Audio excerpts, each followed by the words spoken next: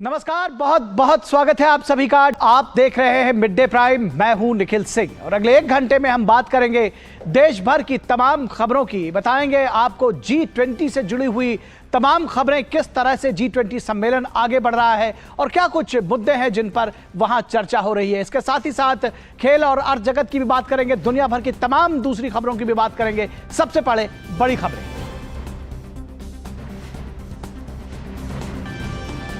भारत की अध्यक्षता में नई दिल्ली में शुरू हुआ 2 दिन का G20 शिखर सम्मेलन।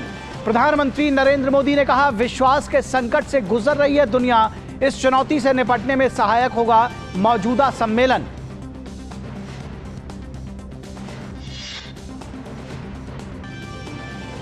G20 शिखर सम्मेलन में अगले 2 दिन खाद्य और ऊर्जा सुरक्षा से लेकर स्वच्छ ऊर्जा और जलवायु परिवर्तन जैसे तमाम वैश्विक मुद्दों पर मंथन।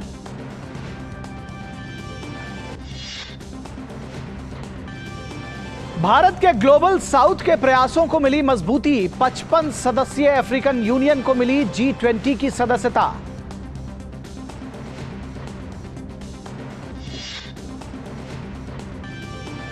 सम्मेलन में शामिल विदेशी मेहमानों का गर्मजोशी से हुआ स्वागत। भारत मंडपम में पीएम मोदी ने की वैश्विक नेताओं की अगवानी।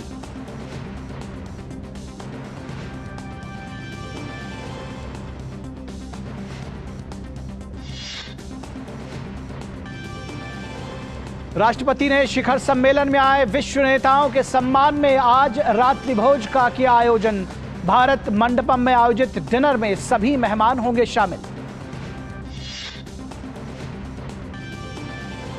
सम्मेलन से अलग द्विपक्षीय बैठकों का दौर आज भी रहेगा जारी। जापान, जर्मनी और इटली के नेताओं के साथ आज पीएम मोदी करेंगे आपसी हितों से जुड़े सभी पहलुओं पर बातचीत।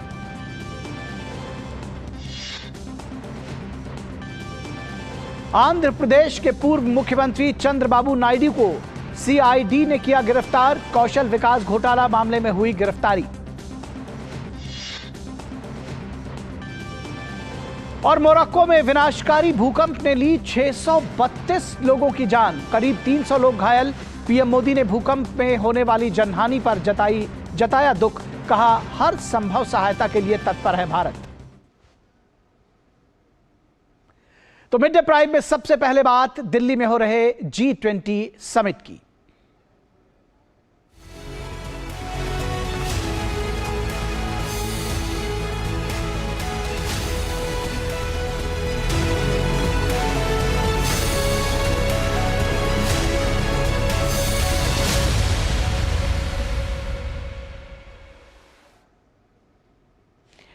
और G20 सम्मेलन के लिए सभी विदेशी राष्ट्राध्यक्षों और प्रतिनिधियों के प्रगति मैदान यानी भारत मंडपम पहुंचने से पहले प्रधानमंत्री नरेंद्र मोदी ने खुद प्रगति मैदान पहुंचे और उन्होंने भारत मंडपम में एक के बाद एक सभी विदेशी नेताओं का स्वागत किया। G20 देशों के बीच ये 18वां शिखर सम्मेलन हो रहा है। भारत मंडपम में स्वागत कार्यक्रम के लिए जो मंच तैयार किया गया है उसमें पीछे कोणार्क चक्र की तस्वीर लगाई गई है। सम्मेलन में अमेरिकी राष्ट्रपति जो बाइडेन, ब्रिटेन के प्रधानमंत्री ऋषि सुनक, जापान के प्रधानमंत्री फुमियो किशिदा, कनाडा के प्रधानमंत्री जस्टिन ट्रूडो, ऑस्ट्रेलियाई प्रधानमंत्री एंथनी एल्बनीज सहित विश्व के कई अन्य नेता शामिल हैं। खाद्य और ऊर्जा सुरक्षा से लेकर स्वच्छ ऊर्जा और जलवायु परिवर्तन जैसे तमाम मुद्दों पर सम्मेलन में विस्तार से चर्चा होगी। भारत G20 की अध्यक्षता का पूरा लाभ उठाते हुए वैश्विक शक्ति के रूप में स्थापित हो रहा है और अनेक विकासशील देशों की आशाओं और आकांक्षाओं का केंद्र बिंदु भी बन गया है। भारत की G20 की अध्यक्षता में मुख्य प्राथमिकताओं में सतत विकास के लक्ष्य और जलवायु परिवर्तन की चुनौतियां भी शामिल हैं।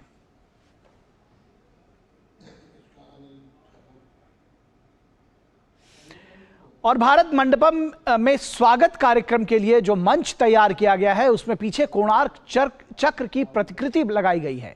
कोणार्क चक्र पहली बार 13वीं सदी में राजा नरसिंह देव प्रथम के शासनकाल में बनाया गया था।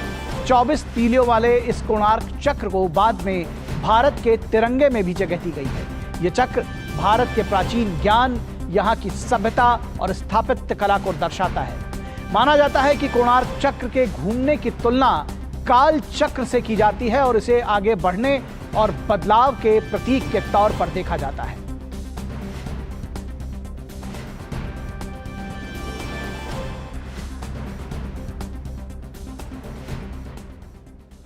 और भारत की अध्यक्षता में 18वें G20 शिखर सम्मेलन का आगाज हो चुका है।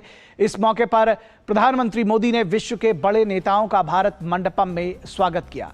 अपने शुरुआती संबोधन में पीएम मोदी ने G20 के मंच से सबको साथ लेकर चलने की बात की। सबका साथ सबका विकास का मंत्र दुनिया के नेताओं के साथ पीएम मोदी ने साझा किया। आप सबकी सहमति से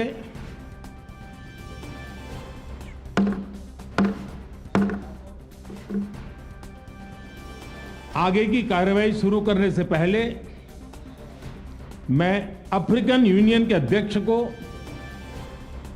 G20 के स्थायी सदस्य के रूप में अपना स्थान ग्रहण करने के लिए आमंत्रित करता हूं।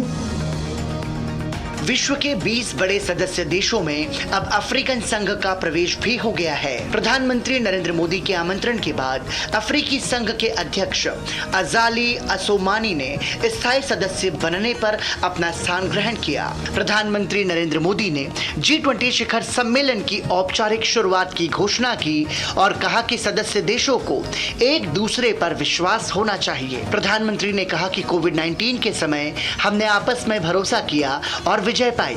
आपस में भरोसा हो तो कोई संकट नहीं टिक सकता। कोविड-19 के बाद विश्व में एक बहुत बड़ा संकट विश्वास के अभाव का आया है। युद्ध ने इस ट्रस्ट डेफिसिट को और गहरा किया है।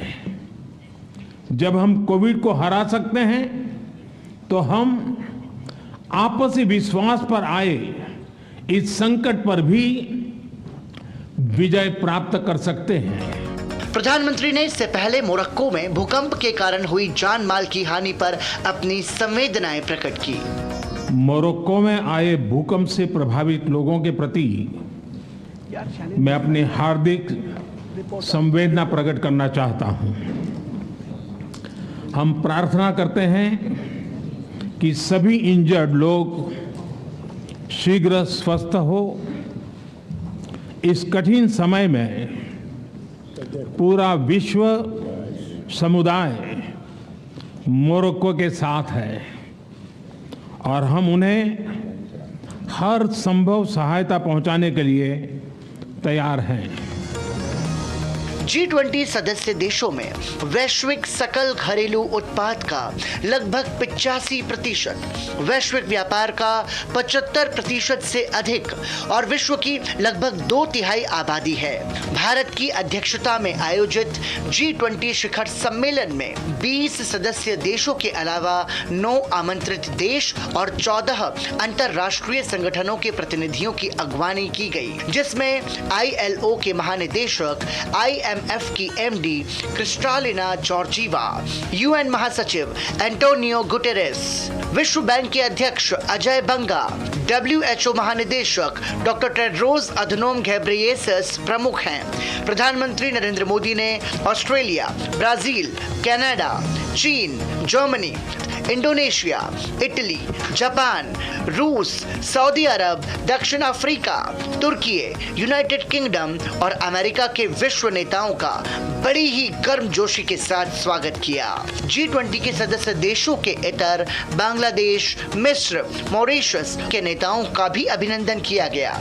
ऐसी उम्मीद है कि भारत की अध्यक्षता में आयोजित होने जा रहा ये सम्मेलन वैश्विक अर्थव्यवस्था में उथल-पुथल, उत्तर दक्षिण में डिवाइड, पूर्व और पश्चिम की दूरी, भोजन, ईंधन और उर्वरक के प्रबंधन सहित आतंकवाद, साइबर सुरक्षा, स्वास्थ्य, ऊर्जा और जल सुरक्षा, भावी पीढ़ियों के लिए ठोस समाधान ढूंढने में मददगार साबित होगा।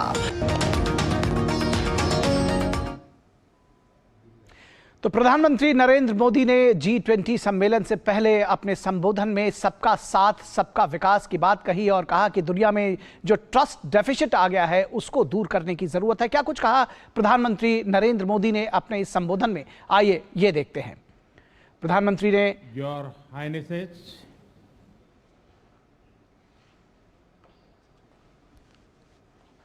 प्रधानमंत्री ने कहा विश्वास के संकट को मिलकर दूर करना होगा। अपने संबोधन में प्रधानमंत्री ने कहा कि सभी के साथ मिलकर चलने का यह समय है। उन्होंने कहा कि मौजूदा समय दुनिया को दिशा देने का समय है। प्रधानमंत्री ने अपने संबोधन में कहा कि हर दायित्व को निभाते हुए हमें आगे बढ़ना है। प्रधानमंत्री ने कहा कि वर्षों पुरानी चुनौतियां नए समाधान मांग रही हैं, अब नए समाधान की जरूरत है। और उन्होंने आगे कहा कि पूरा विश्व नए समाधान मांग रहा है, ये नए समाधान का समय है। भावी पीढ़ियों के लिए चुनौतियों को ठोस समाधान ढूंढना होगा, चुनौतियों का ठोस समाधान ढूंढना होगा भावी पीढ़ियों के लिए, प्रधानमंत्री नरेंद्र मोदी ने अपने संबोधन में कहा। उन्होंने कहा कि 21वीं सदी का समय दुनिया को नई दिशा देने का समय है। भारत की G20 अध्यक्षता समावेशन का प्रतीक है, इंक्लूसिवनेस का प्रतीक है, प्रधानमंत्री ने अपने संबोधन में कहा। अविश्वास के संकट को मिलकर दूर करना होगा। प्रधानमंत्री ने कहा कि अविश्वास के संकट को मिलकर दूर करना होगा, सभी के साथ मिलकर चलने का ये समय है। उन्होंने कहा मौजूदा समय दुनिया को दिशा देने का समय है, साथ मिलकर चलने का समय है और ये समय दुनिया को दिशा देने का समय है। हर दायित्व को निभाते हुए आगे बढ़ने का समय है और हम सबको अपने हर दायित्व को निभाते हुए आगे बढ़ने की जरूरत है। प्रधानमंत्री ने कहा कि वर्षों पुरानी चुनौतियां नए समाधान मांग रही हैं। पूरा विश्व नए समाधान मांग रहा है, प्रधानमंत्री ने अपने संबोधन में कहा। आरंभिक भाषण प्रधानमंत्री का रहा जिसमें उन्होंने कहा कि भावी पीढ़ियों के लिए चुनौतियों का ठोस समाधान खोजना होगा। 21वीं सदी के भारत की बात उन्होंने कही, 21वीं सदी के विश्व की बात कही और कहा कि किसी भी तरह से जो आपसी मनमुटाव है, जो वैमनस्यता है, उसको दूर करने की ज़रूरत है और कोरोना जैसी महामारी से अगर हम मिलकर लड़ सकते हैं तो जो एक अविश्वास की खाई है उसको पाटने की ज़रूरत है। G20 शिखर सम्मेलन को संबोधित करते हुए प्रधानमंत्री नरेंद्र मोदी ने कहा कि मैं आप सबकी सहमति से आगे बढ़ने की कार्रवाई शुरू करने से पहले अफ्रीकन यूनियन के अध्यक्ष को G20 के स्थायी सदस्य के रूप में अपना स्थान ग्रहण करने के लिए आमंत्रित करता हूं। कोमोरोस संघ के अध्यक्ष और अफ्रीकी संघ AU के अध्यक्ष अजाली ओसमानी के ने G20 का स्थायी सदस्य बनने पर अपना स्थान ग्रहण किया। इस प्रस्ताव पर हम सबकी सहमति है।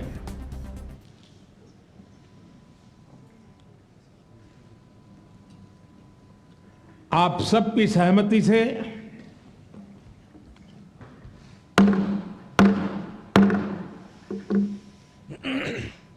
आगे की कार्रवाई शुरू करने से पहले मैं अफ्रीकन यूनियन के अध्यक्ष को G20 के स्थायी सदस्य के रूप में अपना स्थान ग्रहण करने के लिए आमंत्रित करता हूं।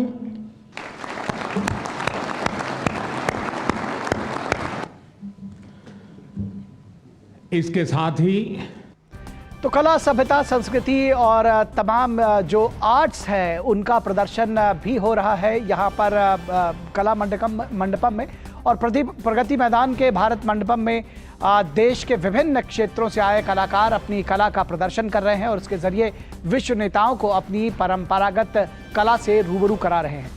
इस आयोजन का हिस्सा बनकर न सिर्फ ये कलाकार खुद को गौरवान्वित महसूस कर रहे हैं बल्कि उनके परिजन और संबंधी भी बेहद खुश हैं और इसे एक बड़ी उपलब्धि भी बता रहे हैं। गुजरात के लिप्पन कलाकार माजी खान के परिजन अरशद खान ने इस मौके के लिए पीएम मोदी को धन्यवाद दिया है। बहुत प्राउड फील हो रहा है कि हमारे पहले तो आर्टिजन को वहां जाने का मौका दिया हमारे पीएम सर ने, और श्री नरेंद्र मोदी सर के लिए मेरे भाई ने एक नेम प्लेट भी बनाई है, वो उनको गिफ्ट करने का मौका मिले। मैं तो यही चाहता हूँ, हमारा आर्ट और हमारे आर्टिजन को आगे बढ़ने का मौका दिया पीएम सर ने, ये बहुत बड़ा मौका है। और अब बात करेंगे ताजा खबरों की।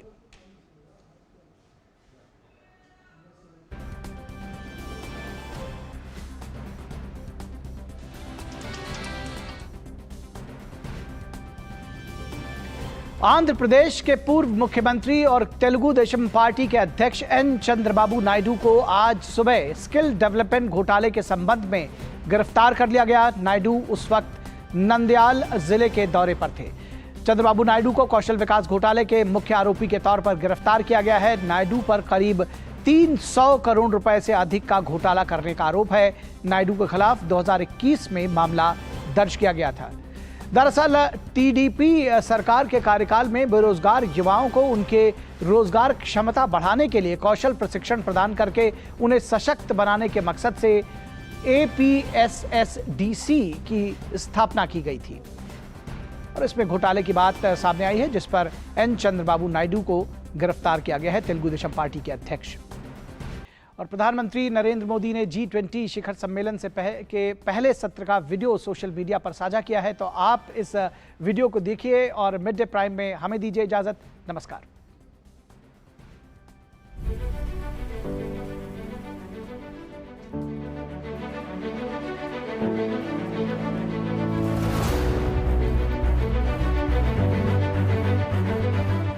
आज G20 के प्रेसिडेंट के तौर पर भारत पूरी दुनिया का आह्वान करता है कि हम मिलकर सबसे पहले इस ग्लोबल ट्रस्ट डेफिसिट को एक विश्वास, एक भरोसे में बदलें। यह हम सभी के साथ मिलकर चलने का समय है और इसलिए सबका साथ, सबका विकास, सबका विश्वास, सबका प्रयास का मंत्र हम सभी के लिए एक पथ प्रदर्शक बन सकता है।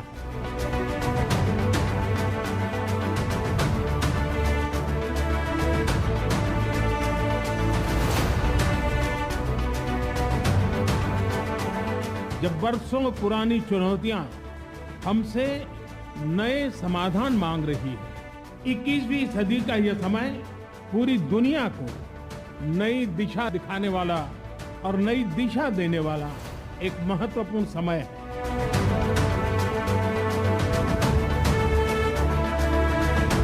सबका साथ की भावना से ही भारत ने प्रस्ताव रखा था कि अफ्रीकन यूनियन को G20 की स्थायी सदस्यता दी जाए।